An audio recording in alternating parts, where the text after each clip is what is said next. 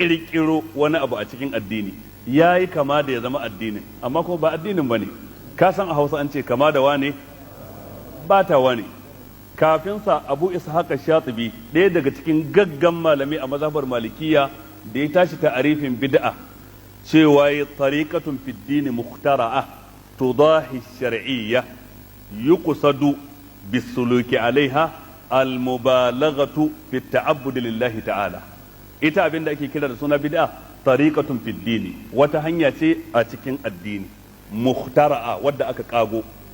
Wannan sai ya nuna maka bambanci tsakanin kago wata hanya a cikin rayuwa, wannan ba a kiranta da suna bid'a abin zargi, amma kago wata hanya a cikin addini shi ke zama bid'a abin zargi.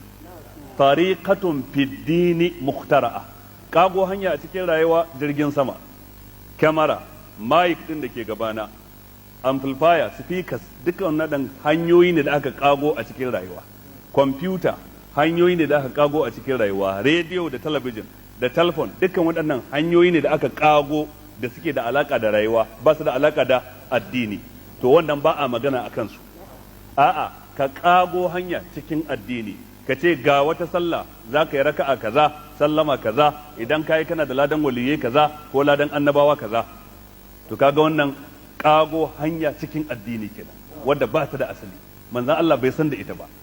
Ka ce ga wani azumi iri kaza in kai kana da ladan kaza, ga wani zikiri iri kaza in kai kana da ladan kaza, ga wani salati iri kaza in kai kana da ladan kaza, irin yadda yan bid'a suke kago salatai su ce ga wani salati yafi alqur'ani, ga wani har ma wani ya buga misali cewa wai ai da aka ce yafi alqur'ani ba ku gane bane ba, ai kamar drum ne na ruwa da kwalban turare.